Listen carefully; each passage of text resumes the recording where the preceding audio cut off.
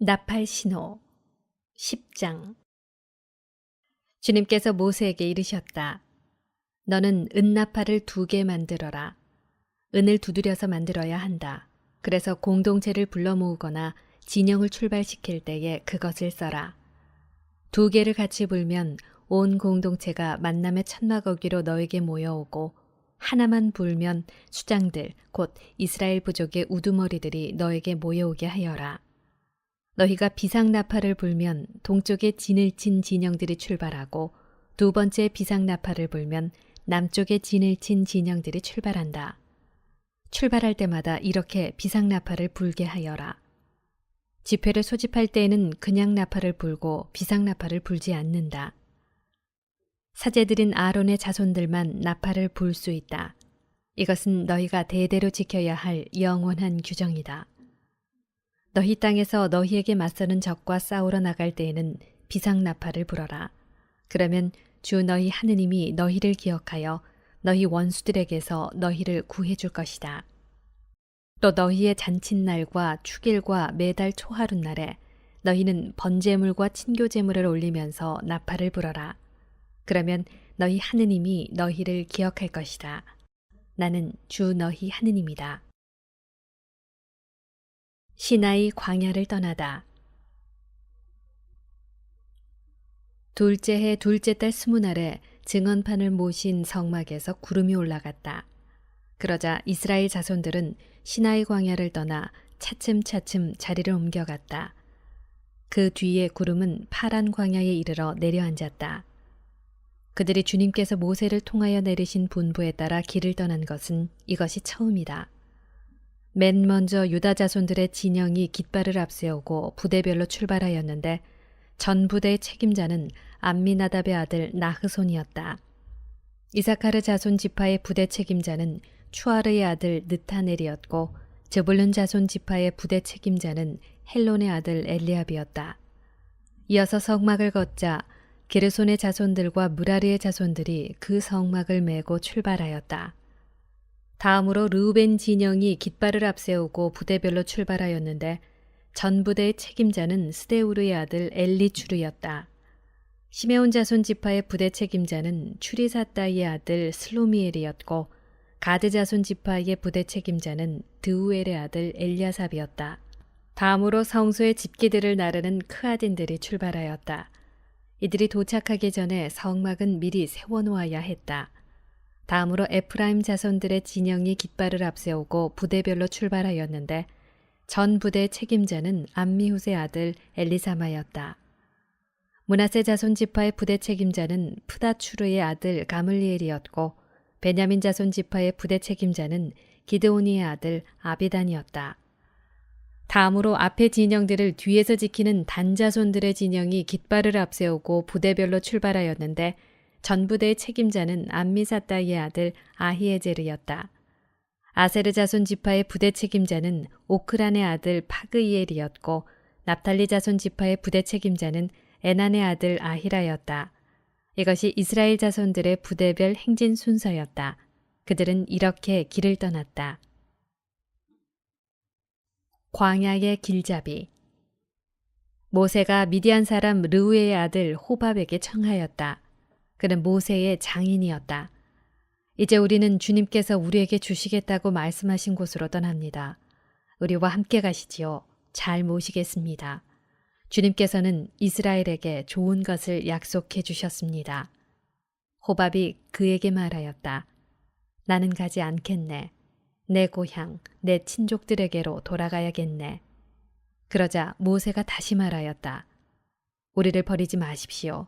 이 광야 어디에 진을 쳐야 할지 장인께서만 알고 계시지 않습니까? 우리의 길잡이가 되어 주십시오. 우리와 함께 가시기만 하면 주님께서 우리에게 베푸시는 좋은 것은 무엇이든 장인께 베풀어 드리겠습니다. 행진의 시작. 그들은 주님의 산을 떠나 사흘길을 갔다. 그들이 쉴 곳을 찾으려고 주님의 괴약궤가 그들 앞에 서서 사흘길을 갔다.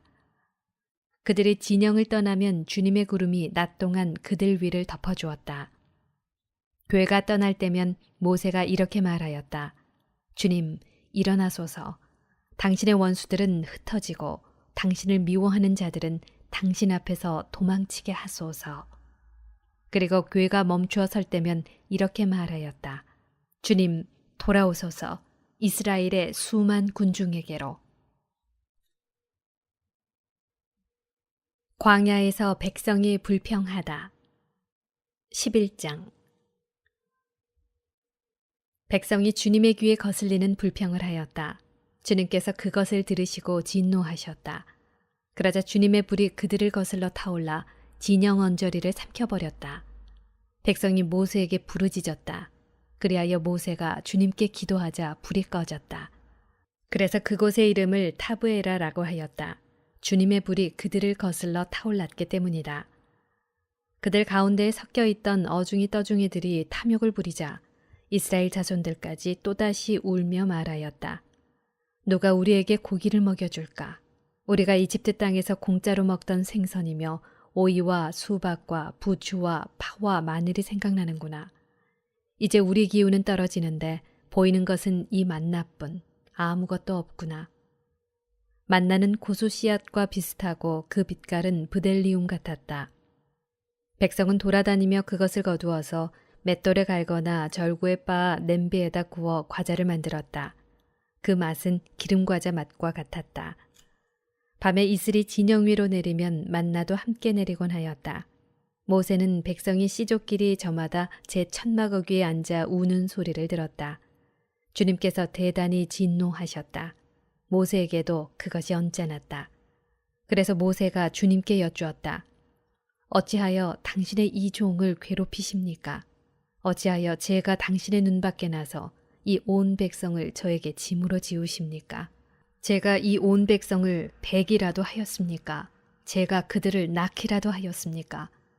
그런데 어째서 당신께서는 그들 조상들에게 맹세하신 땅으로 유모가 젖먹이를 안고 가듯 그들을 제 품에 안고 가라 하십니까? 백성은 울면서 먹을 고기를 우리에게 주시오 하지만 이 온 백성에게 줄 고기를 제가 어디서 구할 수 있겠습니까? 저 혼자서는 이 온 백성을 안고 갈 수 없습니다. 저에게는 너무나 무겁습니다. 저에게 이렇게 하셔야겠다면 제발 저를 죽여주십시오. 제가 당신의 눈에 든다면 제가 이 불행을 보지 않게 해주십시오. 주님께서 모세에게 말씀하셨다. 내가 백성의 원로이며 관리라고 알고 있는 이스라엘의 원로들 가운데에서 나를 위해 70명을 불러 모아라. 그들을 데리고 만남의 천막으로 와서 함께 서 있어라. 내가 내려가 그곳에서 너와 말하겠다. 그리고 너에게 있는 영을 조금 덜어내어 그들에게 나눠주겠다. 그러면 그들이 이 백성을 너와 함께 짊어져서 내가 혼자 지지 않아도 될 것이다. 너는 또 백성에게 이렇게 말하여라. 내일을 위하여 너희 자신을 성결하게 하여라. 너희가 고기를 먹게 될 것이다. 너희는 주님의 귀에다 대고 누가 우리에게 고기를 먹여줄까? 우리가 이집트에서는 참 좋았는데 하면서 울었다. 이제 주님이 너희에게 고기를 줄 터이니 너희가 먹게 될 것이다. 너희가 하루만 먹는 것이 아니다. 이틀도 아니고 닷새도 아니며 열흘도 아니고 20날도 아니다. 한 달 내내 너희 콧구멍에서 그것이 나와 구역질이 날 때까지다. 너희 가운데에 있는 주님을 너희가 배척하고 그 앞에서 우리가 어쩌자고 이집트를 떠났던가 하면서 울었기 때문이다. 그러자 모세가 말하였다.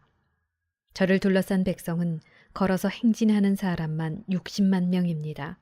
당신께서는 내가 그들에게 고기를 주어 한 달 내내 먹게 하겠다 하시지만 양떼와 소떼를 다 잡는다 한들 그들에게 넉넉하겠습니까? 바다의 고기를 모조리 모아들인다 한들 그들에게 넉넉하겠습니까? 주님께서 모세에게 대답하셨다. 주님의 손이 너무 짧기라도 하단 말이냐? 이제 너는 내 말이 들어맞는지 맞지 않는지 보게 될 것이다. 원로 70명이 주님의 영을 받다. 모세는 밖으로 나와 주님의 말씀을 백성에게 전하였다. 그는 백성의 원로들 가운데에서 70명을 불러 모아 천막 주위에 둘러세웠다. 그때 주님께서 구름 속에서 내려오시어 모세와 말씀하시고 그에게 있는 영을 조금 덜어내시어 그 70명의 원로들에게 내려주셨다. 그 영이 그들에게 내려 머무르자 그들이 예언하였다. 그러나 다시는 예언하지 않았다.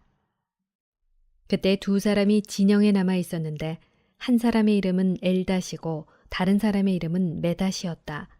그런데 명단에 들어 있으면서 천막으로 나가지 않은 이 사람들에게도 영이 내려 머무르자 그들이 진영에서 예언하였다. 한 소년이 달려와서 엘닷과 메닷이 진영에서 예언하고 있습니다 하고 모세에게 알렸다. 그러자 젊을 때부터 모세의 시종으로 일해온 눈의 아들 여호수아가 말하였다. 저의 주인이신 모세님, 그들을 말리셔야 합니다. 모세가 그에게 말하였다. 너는 나를 생각하여 시기하는 것이냐? 차라리 주님의 온 백성이 예언자였으면 좋겠다. 주님께서 그들에게 당신의 영을 내려주셨으면 좋겠다. 모세와 이스라엘의 원로들은 진영으로 돌아왔다. 주님께서 메추라기 떼를 보내시다. 그때 주님에게서 바람이 일어나 바다 쪽에서 메추라기를 몰아다가 진영을 돌아가며 진영 이쪽과 저쪽으로 하룻길 되는 너비로 떨어뜨려 땅 위에 2안막가량 쌓이게 하였다. 그러자 백성은 일어나 그날 온종일 밤새도록 그리고 이튿날도 온종일 메추라기를 모았는데 적게 거둔 사람이 10호메르를 모았다. 그들은 그것들을 진영 둘레에 널어놓았다. 그런데 그들이 고기를 다 씹기도 전에 주님께서 백성에게 진노하셨다. 그래서 주님께서는 매우 큰 재앙으로 백성을 치셨다. 그래서 그곳 이름을 키브롯 타와라고 하였다. 탐욕스러운 백성을 그곳에 묻었기 때문이다. 백성은 키브롯 타와를 떠나 하체롯으로 향하였다. 그들은 하체롯에 머물렀다. 미르얌과 아론이 모세를 시기하다. 12장. 모세가 에티오피아 여자를 아내로 맞아들였는데 미리암과 아론은 모세가 아내로 맞아들인 그 에티오피아 여자 때문에 모세를 비방하였다. 그들은 이렇게 말하였다. 주님께서 모세를 통해서만 말씀하셨느냐? 우리를 통해서도 말씀하시지 않았느냐? 주님께서 이 말을 들으셨다. 그런데 모세라는 사람은 매우 겸손하였다. 땅 위에 사는 어떤 사람보다도 겸손하였다. 주님께서 갑자기 모세와 아론과 미르얌에게 말씀하셨다. 너희 셋은 만남의 천막으로 나오너라. 그들 셋이 나오자 주님께서 구름 기둥 속에 내려오시어 천막 어귀에 서시고 아론과 미르얌을 부르셨다. 그 둘이 나와서자 말씀하셨다. 너희는 내 말을 들어라. 너희 가운데에 예언자가 있으면 나 주님이 환시 속에서 나 자신을 그에게 알리고 꿈속에서 그에게 말할 것이다. 나의 종 모세는 다르다. 그는 나의 온 집안을 충실히 맡고 있는 사람이다. 나는 입과 입을 마주하여 그와 말하고 환시나 수수께끼로 말하지 않는다. 그는 주님의 모습까지 볼 수 있다. 그런데 너희는 어찌하여 두려움도 없이 나의 종 모세를 비방하느냐. 주님께서는 그들에게 진노하시며 떠나가셨다. 미르얌이 벌을 받다. 구름이 천막 위에서 물러가자 미르얌이 악성 피부병에 걸려 눈처럼 하얗게 되어 있는 것이 아닌가. 아론이 몸을 돌려 미르얌을 보자 과연 그 여자는 악성 피부병에 걸려 있었다. 아론이 모세에게 말하였다. 아, 나의 주인님, 우리가 어리석게 행동하여 저지른 죄의 값을 우리에게 지우지 마십시오. 미르얌을 살이 반은 뭉그러진 채 모태에서 죽어나온 아이처럼 저렇게 놓아두지 말아주십시오. 그러자 모세가 주님께 하느님 제발 미르얌을 고쳐주십시오 하고 부르짖었다. 주님께서 모세에게 말씀하셨다. 미르얌의 얼굴에 그의 아버지가 침을 뱉었다면 그 여자가 이랫동안 부끄러워해야 하지 않느냐. 그러니 그를 이랫동안 진영 밖에 격리하였다가 그 뒤에 돌아오게 하여라. 미르얌은 이랫동안 진영 밖에 격리되었다. 백성은 미르얌이 돌아올 때까지 떠나지 않았다. 그 뒤에 백성은 하체롯을 떠나 파란 광야에 이르러 진을 쳤다. 정찰대를 가나안으로 보내다. 13장. 주님께서 모세에게 이르셨다. 사람들을 보내어 내가 이스라엘 자손들에게 주는 가나안 땅을 정찰하게 하여라. 각 지파에서 모두 수장을 한 사람씩 보내야 한다. 모세는 주님의 분부에 따라 파란 광야에서 그들을 보냈다. 그 사람들은 모두 이스라엘 자손들의 우두머리였다. 그들의 이름은 이러하다. 루벤 지파에서는 자쿠르의 아들 삼무아, 시메온 지파에서는 호리의 아들 사팟, 유다 지파에서는 여푼네의 아들 칼렙, 이사카르 지파에서는 요셉의 아들 이그알, 에프라임 지파에서는 눈의 아들 호세아, 베냐민 지파에서는 라프의 아들 팔티, 제불룬 지파에서는 소디의 아들 갓디엘, 요셉 지파와 므낫세 지파에서는 수시의 아들 갓디, 단 지파에서는 그말리의 아들 암미엘, 아세르 지파에서는 미카엘의 아들 스투르, 납탈리 지파에서는 옵시의 아들 나흐비, 가드 지파에서는 마키의 아들 그우엘이었다. 이것이 모세가 그 땅을 정찰하라고 보낸 사람들의 이름이다. 모세는 눈의 아들 호세아에게 여호수아라는 이름을 주었다. 모세는 가나안 땅을 정찰하라고 그들을 보내면서 말하였다. 저기 네겝 지방에도 올라가 보고 산악 지방에도 올라가 보아라. 그 땅이 어떠한지 살펴보고 그곳에 사는 백성이 강한지 약한지 적은지 많은지 그들이 사는 땅이 좋은지 나쁜지 그들이 사는 마을들이 천막으로 되어 있는지 요새로 되어 있는지 그 땅이 기름진지 메마른지 그곳에 나무가 있는지 없는지 살펴보아라. 용기를 내어라. 그리고 그 땅의 과일을 가져오너라. 그때는 첫 포도가 익는 철이었다. 그들은 올라가서 친광야에서 하마더기 르홉까지 그 땅을 정찰하였다. 그들은 네겝으로 올라가 헤브론에 이르렀다. 거기에는 아낙의 후손인 아히만, 세사이, 탈마이가 살고 있었다. 헤브론은 이집트의 초안보다 7년 먼저 세워졌다. 그들은 에스콜 골짜기에 이르러 포도송이 하나가 달린 가지를 잘라 두 사람이 막대기에 꿰어 둘러매었다. 석류와 무화과도 땄다. 이스라엘 자손들이 그곳에서 자른 포도송이 때문에 그것을 에스콜 골짜기라고 하였다. 정찰 때의 보고. 그들은 40일 만에 그 땅을 정찰하고 돌아왔다. 그들은 파란 광야 카데스로 모세와 아론과 이스라엘 자손들의 온 공동체에게 왔다. 그들은 모세와 아론과 온 공동체에게 그 땅의 과일을 보여주면서 보고하였다. 그들은 모세에게 이렇게 이야기하였다. 우리를 보내신 그 땅으로 가보았습니다. 과연 젖과 꿀이 흐르는 곳이었습니다. 이것이 그곳 과일입니다. 그러나 그 땅에 사는 백성은 힘세고 성읍들은 거창한 성체로 되어 있습니다. 더군다나 우리는 그곳에서 아낙의 후손들도 보았습니다. 아말렉족은 네겝 땅에 살고 히타이트족과 여부스족과 아모리족은 산악지방에 살고 있습니다. 그리고 가나안족은 바닷가와 요르단 강가에 살고 있습니다. 칼렙이 모세 앞에서 백성을 진정시키면서 말하였다. 어서 올라가 그 땅을 차지합시다. 우리는 반드시 해낼 수 있습니다. 그러나 그와 함께 올라갔다 온 사람들은 우리는 그 백성에게로 쳐올라가지 못합니다. 그들은 우리보다 강합니다. 하면서 이스라엘 자손들에게 자기들이 정찰한 땅에 대하여 나쁜 소문을 퍼뜨렸다. 우리가 가로지르며 정찰한 그 땅은 주민들을 삼켜버리는 땅이다. 그리고 우리가 그 땅에서 본 백성은 모두 키 큰 사람뿐이다. 우리는 또 그곳에서 나필족을 보았다. 아낙의 자손들은 바로 이 나필족에서 나온 것이다. 우리 눈에도 우리 자신이 메뚜기 같았지만 그들의 눈에도 그랬을 것이다.